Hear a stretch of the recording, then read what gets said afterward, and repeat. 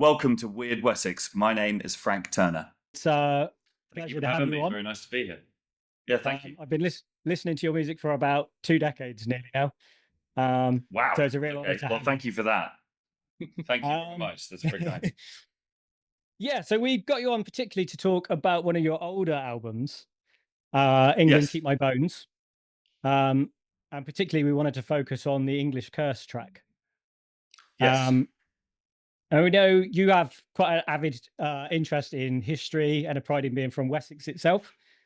Yes, indeed. Something I mean, that, I grew up near Winchester, Meehan Stoke to be precise, which is a small village in the Meehan Valley. And I mean, I haven't lived there for a long time now, but I lived in Winchester itself for a while as well. And if you put a gun to my head and told me to choose home, I guess I would probably choose the South Downs, somewhere around there. And yes, I'm the world's most devastatingly tedious history nerd ever. So where did your interest in retelling historical stories come from? Is that just from that general nerdery or? It's partly from the nerdery. I think one of the things, and you're talking about England Keep My Bones, which came out in 2011, I believe. Around that time, I started kind of playing what I thought of as folk music after my old band, Million Dead, which was a hardcore punk band, broke up. And my influences initially were kind of Neil Young and Townes Van Zandt and early Bob Dylan and the American folk tradition. And I copped a fair degree of flack from kind of the traditional music community, if you know what I mean, for using the F word, using the word folk, because there are certain people who, in a way that is sort of intellectually justifiable, regard it. You know, a folk song has to be a song with unknown authorship. Let's say it has to be a traditional piece of music, and that's very clearly not what I was doing. I was just kind of shouting over an acoustic guitar, and having been kind of castigated enough times for this by various people, I decided to do a bit of kind of research because I'd never really listened to any traditional English music before. You know, I think Scottish and particularly Irish traditional music is better known in the 21st century than English traditional music is. Yeah. And there are obvious historical reasons for that in terms of kind of dominant cultures and resistance cultures and all that kind of thing. But anyway, so I sort of charged off and started listening to kind of, you know, Cecil Sharp House compilations and getting more into people like Martin Carthy and Liza Carthy as well, obviously, and you know, just sort of rummaging around to find what I could of traditional English music. And one of the things that I loved about it, there are many things I loved about it, but one of the things I loved about it was that there was a fair degree of kind of historical storytelling in the music. You know, there are a fair few kind of Napoleonic era songs that are you know, that tell historically kind of verifiable stories. There are medieval ballads and that kind of thing that have kind of actual historical precedent and that kind of thing. And it was a moment of kind of realizing there was a way of fusing my two principal interests in life. So yeah, so I started being interested in in that idea at that point. Fantastic. For anyone listening that doesn't know, can you tell us a little bit about what the track English Curse is about? Yes. So this track English Curse, I mean, the first thing to say about the song is that it's an a cappella track because an awful lot of traditional English music is, if you want to get really purist about it, a cappella because they're field songs, generally speaking, and they're unaccompanied. And certainly the guitar doesn't show up in England in any meaningful way until quite late. And so some of them might have been fiddle accompanied or squeeze box accompanied, but a lot of them, at least in design, can be sung a cappella and are sung a cappella. And again, particularly if you go to the Cecil Sharp House Library recordings series, there's a lot of songs, you know, the Banks of Primroses and Drink Old England Dry and that kind of stuff, which are just for the voice alone, unaccompanied, often just one voice. So I was interested in the idea of writing a song in that kind of vein. And if you want to get musically technical about it, there are certain kind of modes which are more prevalent in traditional English music. So I was kind of, I'm not quite good enough to sit down and, I mean, I can't read and write music, but you know, to play you the mode, but you can sort of hear it. Do you know what I mean? There are certain kind of Yeah. intervals and certain kind of, to me, slightly unusual notes that come through. So I was kind of excuse me, messing around with that and came up with a melodic structure for it. And then I had this story that I came across, which is the story of the death of King William II. And William II was killed in the New Forest, which is in Hampshire, down Ringwood Way. And he was killed in an incident that still, if you get into the actual history rather than myth part of it, it remains nevertheless quite unclear what actually happened. But essentially, he was the king. He was King William the Conqueror's oldest son. He wasn't enormously effective or popular, and he was shot dead with an arrow by a hunting companion of his during a hunting expedition. And the sort of official story was that this was an accident. It was Lord Tyrrell, I believe his name was. I think it's William Tyrrell. That's it. Yeah, shot him with an arrow, and he died. And then there was a kind of scramble back to the palace of various kind of surviving brothers and sons and this kind of thing. And in the end, Henry, who became Henry I, wins this. But without being conspiratorial about it, there is certainly a plausible scenario in which Henry had something to do with this slightly unusual hunting accident and essentially assassinated his brother in order to claim the crown. I mean, it's long enough ago that nobody's ever actually going to be able to get to the bottom of that with any degree of certainty. But it's that's the kind of official history part of it. So what were your sources for the side of the story about the curse? A bunch of different stuff. There's a book that I have, and I'm not going to now remember the name of the author unless I get onto the Google. But there's a book I have called Folk Tales of Hampshire, which tells a slight. It's an old book. It's kind of, I want to say it's like from the 30s or something like that. I found it in a secondhand bookstore or something. And there's a version of the story in there which is slightly different, and it definitely shades more into myth than into verifiable historical record. But the mythological version, or the folktale version, I should say, which is, according to this book I was reading, kind of, or certainly was current in the New Forest, is that there was a local blacksmith.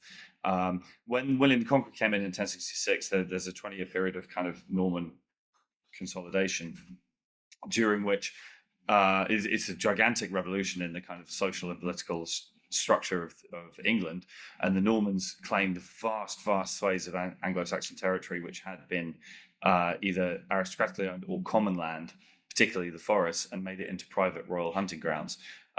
One of those being the New Forest, so an area that had been kind of common foraging land for normal people to hunt and find food and that kind of thing becomes private royal land that you get killed for hunting in, or poaching in, I should say.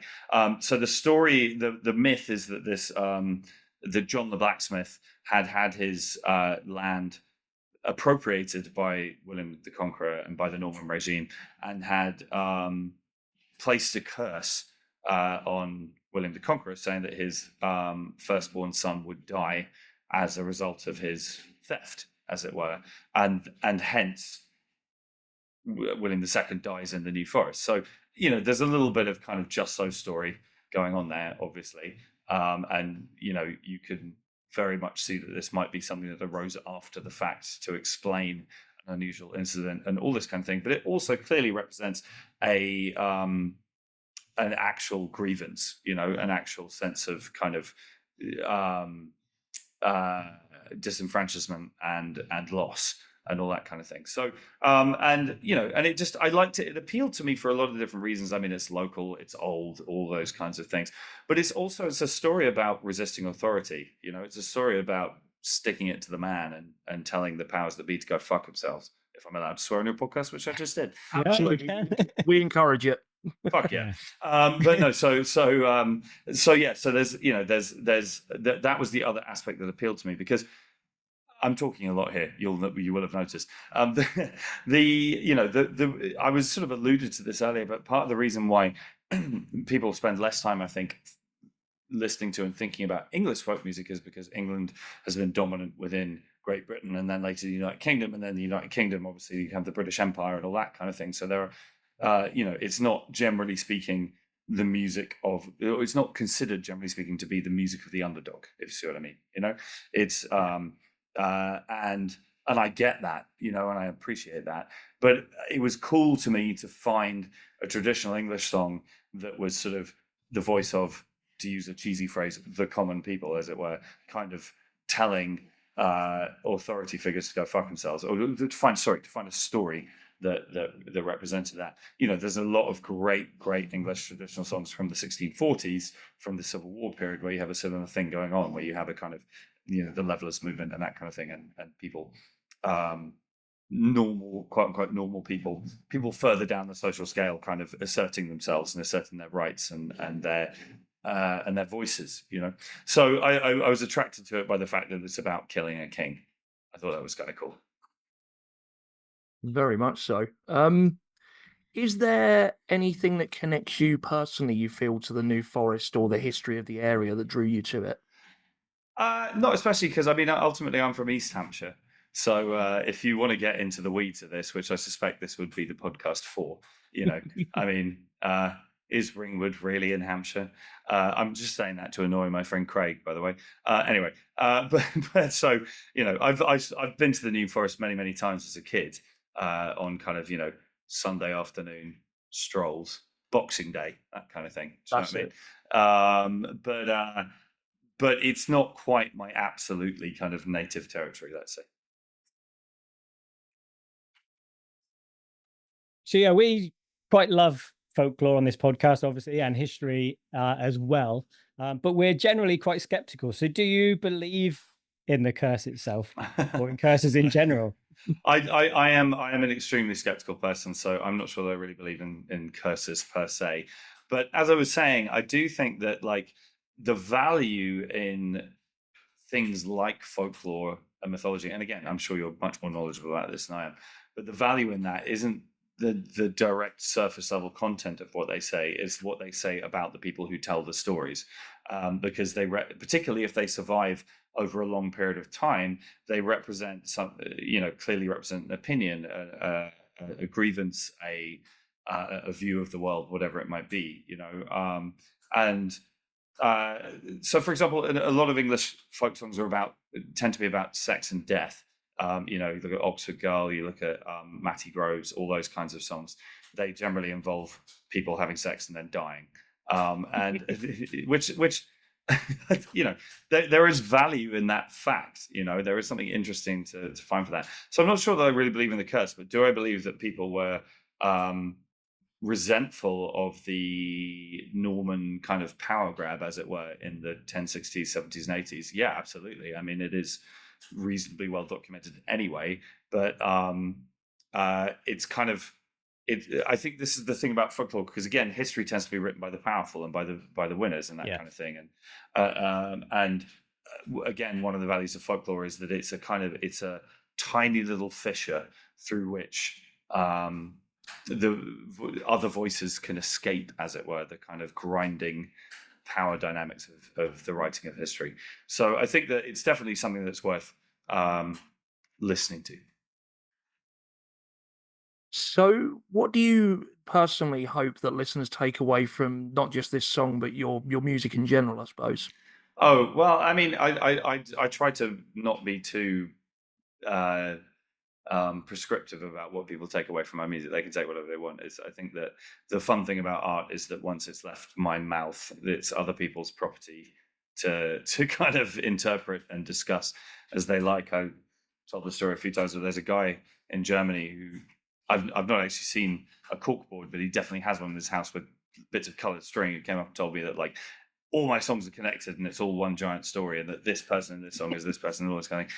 And I just went, yeah, you got me. Yeah, totally. Yeah.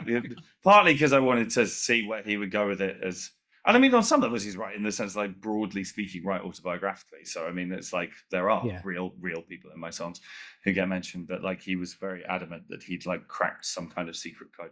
But anyway, so people can take what they want. One thing with English Curse that was really fun is a few years later I was playing at the Cambridge Folk Festival, which is a great festival and an interesting festival, because like a lot of folk festivals around the world, there's there's sort of two different camps that come to folk festivals, and the folk festival themselves are sort of trying to book two different types of artists. They are torchbearers for the traditional music tradition. They have a lot of that going on, but they're trying to get people under the age of 65 to come as well. So they sort of book people like me or Laura Marling or whoever it might be to come and sort of try and bring some younger voices, which quite often involves people who write original songs, which, as I mentioned before, there is a certain type of I think of them as aging hipsters ultimately. Do you know what I mean? It's like they get slightly sniffy about. But so I was playing at Cambridge Folk Festival and I decided to sing English Curse. And I was deliberately slightly vague in my introduction to it because I've been to Cambridge Folk Festival before and I know what it's like. And it was fantastic because I got off stage and immediately got swamped very slowly by a collection of kind of grey-haired hipsters who were with notepads out, who were determined to learn where it was that what was the provenance, I think is the word that people use, of this song. Because, of course, with traditional music, any given song, there's a million different versions of it. That's part of the fun in a way. And I mean, like, I have been known to sing a version of Barbara Allen at my shows, which is a trad English song. And I mean, I own recordings of about 10 or 15 different versions of it. And the version I did is kind of, this is kind of the fun. As the singer, you get to pick the bits that you like, whether that's in terms of melody or lyrics, which verses appeal to you, which you sort of edit the story yourself. So there is a degree of torch passing, but there's also a degree of authorship that comes in at that point. Anyway, so I sung English Curse at Cambridge Folk Festival. All these guys came over and said, and it was guys for the most part, came over and were like, what's the provenance of this song? And I took great pleasure in telling them that it was an original composition. At which point they were horrified, and just like disgusting kind of thing. And I enjoyed that a lot. The melody, I did write the melody. It definitely has kind of echoes of other trad songs in it melodically. Matty Groves principally, but I think of it as an original composition. I own the publishing for it, so happy days. So yeah, did the writing and performing of this song influence your own perspective on history? That's an interesting question. It made me think a lot more about all the things we've just been talking about the value of folklore and that kind of thing. Because as somebody who is interested in kind of academic history, as it were, and B, broadly quite skeptical, like I'm not really one for the supernatural. I think nature is quite super enough in and of itself. So it's quite easy to be dismissive. It's like, well, that's obviously not true. The end. And it's like, well, but no, what you're doing there is you're ignoring an important potential source of information about the past. So it definitely made me think about that. In terms of songwriting, it's to write an a cappella song is a challenging thing to do because you have to, you strip back even further than when I went from being in a band to playing solo. There's just one instrument, which is the voice, and you have to suggest the entirety of the melodic universe with one melody line. And one of the things, this is a complete sidebar, but like so much modern pop music has become monotonal. If you listen to a lot of modern pop music, they just sing one note through the verses and the chords change around it, thereby changing the kind of the contextual setting of the quote unquote melody. But if you tried to sing any of those songs a cappella, you're just kind of going blah blah blah blah blah blah blah blah blah blah blah blah blah blah blah blah, and it's just boring as fuck, right? So if you're singing an a cappella song, you have to move melodically. You have to go somewhere with it, and that made me think about melody in a slightly different way. Were you ever apprehensive about performing that live? Because I know I've seen it myself. I saw it in the Bar Forum before the album came out, and it was quite, it wasn't what I was expecting because you sort of stopped playing and just did this a cappella piece. And it kind of grabbed your attention. Yeah. Oh no, that's one of the things I love about it. The one thing I actually haven't mentioned in all of this is that my friend Chris TT, I don't know if you ever came across Chris. Yeah, I've seen him with you before. Yeah. He's an old friend of mine. He had an a cappella song called M1 Song, which is a beautiful piece, and it was such a showstopper when he did it live that there was a degree to which it was like, I fucking want one of them. So Chris definitely deserves some credit for the inspiration for having an a cappella song in general. But I like the fact that it tends to bring the show and the audience to a stop You know, it's kind of cool. Mm. There's well, and it feels, if I can say this without being too cosplay, it feels quite ancient in a way to stand in front of a Yeah. crowd and just sing. There's something very old about that. If you had to pick a favorite piece of Wessex folklore or history, if you like, what would it be? Oh, that's a good question. I mean, the English Civil War is a pretty major topic of interest for me. I've literally just finished reading yet another sodding book about it. And there's some interesting stuff in there: the Siege of Basinghouse, the Battle of Cheriton, that kind of stuff. I mean, that's not really folklore, but like I find that Yeah. stuff interesting. Even to be honest, like I remember one of my favorite things about studying history is when you find those moments of connection with your own life or with places and things you're familiar with, and time kind of telescopes a bit, and kind of going up onto the heights above Winchester and looking down and realizing that that's where the parliamentary cannonade was fired from. And you can look down and see the cathedral, and you're like, yeah, obviously I'd put cannon up here and fire them if I was trying to bombard this city, because the geography makes sense. And then suddenly you're like, oh my God, do you know what I mean? And I love that kind of thing. I mean, broadly speaking, I love the Renaudine, the Renaud the Fox and Renaudine the Fox tales. I have a Renaudine tattoo on my stomach, actually, which hurt, I might add. I love that. I mean, I know a lot of that is kind of the Low Countries in origin, but it's definitely part of the English tradition as well. And I love those stories. He's such a bastard. Do you know what I mean? Like he's you kind of if you hear about the Reynard tales, it's about, oh, he's a cunning fox who outwits his enemies, and it's like, well, I mean, he does, but he's also just kind of awful to everybody all the time. And I kind of enjoy that in a funny way. So yeah, I'd probably pick that. I think most folklore heroes, if you look back, there's even King Arthur. There's stories where he was a bit of a bastard as well in the early tales, you know. Right. Yeah. And there's definitely, I think that, like most things, the Victorians are probably to blame for this, but there's definitely been a kind of a moralization of our folklore, I think, at a certain point, you know, and then you get into kind of Ladybird book territory and all that kind of thing. And some of I mean, again, I'm sure you guys know more about this than I do, but like the original Robin Hood tales are pretty different from what we now think of as the Robin Hood tales. You know, like he was much more kind of all-purpose bastard, just fucking with everybody. Than the kind of sort of this sort of valiant, almost kind of knight errant. For example, and again, I'm sure you know this already, but like the whole bit about it turning out that he was actually, you know, the son of a nobleman, and that the king comes and rescues him. All of that shit's added way later. Way later, yeah. Yeah, and it's kind of cool that Robin the Hood and the original kind of stuff. It's just like he's just kind of like it's much more anarchic. Do you know what I mean? And yeah, I like that. Wasn't a nice guy. Just they preferred him to the Normans.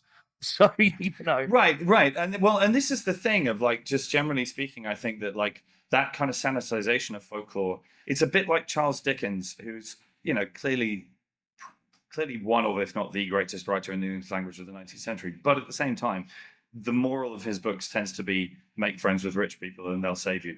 Do you know what I mean? And it's kind of like there's that kind of Victorian kind of sanctimonization of these myths. And I like the fact that clearly the English taste pre the 19th century was much more for chaos than anything else. Do you know what I mean? It was like their heroes were people who just fucked everything up. And I kind of like that. The other one that's worth mentioning actually is Hereward the Wake. I've got a lot of time for the Hereward the Wake stories. Yeah. I'm a Peterborough boy, so I appreciate that one. Okay, yeah. Well, Hereward the Wake, have you read that? Oh, damn it, I'm going to forget his name. There's an incredible novel that was written in the last sort of 10 years or so that's written in sort of Old English that's about a resistance fighter to the Normans. I know the one you mean. It will come to me later. Yeah, I should have done some prep. but yeah, I mean, again, just sort of, and that then goes back to what I was saying before about just the idea of like, you know, sorting through all of the murk to find the stories that are more anti-authoritarian. Obviously, that's taste rather than objectivity on my part, but I like those stories. Do you know what I mean? even some of the Napoleonic era stuff, which just about predates Victorians. You know, do you know "Drink Old England Dry"? Do you know that song? No. It's No. a trad English a cappella song that dates to the late 1790s. It's a navy song, but the essential premise of the song is the French are going to invade and they're going to win. But before they get here, we're going to drink all of the beer in England in order to annoy them, because the only conceivable reason why they would be invading would be to get our beer, because our beer's better than their beer. But when they get here, there will be no beer because we will have drunk it all and we're going to be fucking hammered, and fuck those guys. And like, it's just there's no kind of there's no overarching moral to the story. Yeah. Do you know what I mean? It's just kind of like, Yeah. ah, we're gonna get fucking hammered, and I quite like that. So we've recently done an episode kind of linking to this, really, is we did an episode on Guy Fawkes. Mm. At this point in time, it hasn't gone out yet, but for the sakes of the podcast, it will have done. And your music often deals with themes of social justice and political activism. So what motivates you so much to use your platform to speak about these issues? Well, I would start by being a little cautious about the claim personally, because I mean that I'm not denying it completely. There's definitely an element of that in some of the songs that I write. I guess my caution is just about the fact that, like, I've always been wary about being kind of hamstrung with the whole kind of protesting thing, because I have seen it happen to friends of mine. I mean, and some of them have done it willingly and happily, but like, I mean, for example, I think Billy Bragg is a much better songwriter than he's generally given credit for, because of songs like Tank Park Salute and Brickbat and stuff like that, or Levi Stops Tears or whatever. But people just concentrate on There's a Power in the Union or whatever, which, fine, it's a great song. But like, the problem with kind of protesting, is generally speaking, is that, in my view, is that it turns music into a means rather than an end. Do you know what I mean? You're using songs in order to forward this idea or that idea. And that, if that's what you want to do and you're doing it consciously, go for it. Happy days. It's not my place to tell anybody else what to do. But personally, music is the end, and always has been the end of what I do. Do you know what I mean? It's like, I'm writing songs to write good songs. I don't want it to feel like I've just kind of came up with a bunch of random chords so that I could shout my opinions at people. You know what I mean? It's like, having said that, I mean, it's like, you know, I mean, I guess it's important to add into the mix on this that I'm a born contrarian. So, like, if people are telling me I'm a protest singer, I'll spend my time telling them I'm not. And if they're telling me I'm not, I'll spend my time telling them that I am. But I guess what, you know, I do have a platform of sorts in life, and using that to forward ideas that I care about seems like a no-brainer to me. It's not something I want to spend all day, every day doing. And ultimately, when I sit down to write, I write down the words that arrive, the inspiration that arrives, however you want to describe it. And some days, you know, that might be songs about 1980s education policy. And some days it's songs about heartbreak, and some days it's songs about whiskey or whatever. Do you know what I mean? Or imposter syndrome or whatever it is that's bothering me. But I mean, you know, it is, to me, the kind of the activist part of what I do is more about what I say between songs at shows than it is about the content of the songs. And on that level, you know, I support a bunch of stuff which these days tends to be broadly music adjacent. So I'm talking a lot again, sorry. But like, you know, I'm a patron of the charity Able to UK, who work on disabled access to music venues. Now, obviously, disabled access is an issue that's much broader than just music venues. But at the same time, music venues is the bit that I can 100% speak to with a degree of authority and knowledge. You know what I mean? So, but I'm hoping that it's pretty fucking obvious that I'm aware that the issue expands beyond just gigs. You know what I mean? You know, so there is that, or safe gigs for women, for example, the American version of which is called Calling All Crows, which is about kind of resisting sort of sex exploitation and violence at shows. But I mean, it's again, hopefully it's clear that that principle expands beyond that as well. Would you say, and we might have touched on this with some others, actually, some of the other questions, that you're sort of having this like keen interest in history and folklore has sort of really, would you say that shaped who you are as a musician or a person? I mean, I think that I would say that the intertwining is deeper and earlier than that, in the sense that, like, I've just always been really, really interested in history. I know not everybody is. I find that slightly weird, if I'm honest with you. I find it difficult to walk through the world and not be curious about how it came to be how it is and what might have happened here before. But I think that that's a thing I felt since I was a kid. I mean, in many ways, it's something I got from my dad. It's one of the things that they've imbued me with, and is that nurture or nature, who knows. But like, you know, as I said at the start, I'm in Prague today, and I studied Central and Eastern European history at university, and I love just walking around and thinking about 1969, 1968, or indeed 1618, or whatever it might be, you know, and just sort of looking around and trying to kind of drink that in. And I think that one of the things that attracts me about history generally is that the study of history to me is an exercise in humility, or at least it should be. You know, the past is not a place that you kind of visit on a package holiday to tell off. The past is a place that you try to learn about, and in the process understand how little you know about everything else, you know. And the process of maturing to me is a process of understanding the gigantic limitations on your own knowledge of the world. And I genuinely wake up in the middle of the night panicking about the fact that I will never read all of the books that I want to read, you know. I'm not kidding, like, I really am. Like, I mean, right now I'm reading an 800-page history of the 17th century with relation to climate, and it's utterly fascinating. Anyway, but so, yeah, you know, I think that the world changes and moves forward. Well, I'm always wary of the word progress, because again, I think the study of history should disabuse people of that, the simplicity of that notion. But like, a degree of humility, a lot of people have come before us, and they were all just as kind of biologically equipped to think about the world as we are. Do you know what I mean? And they did a lot, you know. And I think it's that one can pay them the respect of taking them seriously, even if you don't agree with what they thought and said. And indeed, sorry, I'm going to rant now. But then finally, also understand that many of the opinions and ethical codes that we all live by are contingent, and that people 500 years from now will look at some of the things we do with very raised eyebrows. And with that knowledge in place, you could possibly lower your own eyebrow about some of the things you see when you read about the past. Excellent.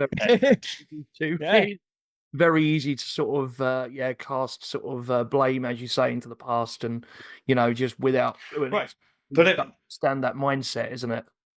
Well, I also just think that if you're trying to find things to get angry or blame about in the past, then what you're doing is not history anyway. Study of history is not primarily a moral exercise. Yeah. You know, you can have opinions about it in the final analysis, but like, if you're just reading about history to find things and people to be pissed off with, you're not really doing history anyway. Do you know what? I think that's a really good note to end on, right? Absolutely. Yeah. Sorry, I yak on quite a lot. No, it's fine. Honestly, in our other lines of work, we both sort of work in or sort of around history, so that side of it's really fascinating to us as well. Awesome. Yeah. We appreciate you taking time out of your busy schedule to talk with us today. Is there anything you want to plug before you go? I'm on tour forever, and there are tour dates on my website.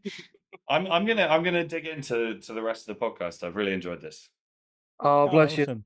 Thank you. It's I've really enjoyed speaking to you. It's been looking forward to this since pleasure. Craig texted me about it a few days ago. Lovely, wicked. Well, listen, both of you have a great day. I'm gonna get back to Prague.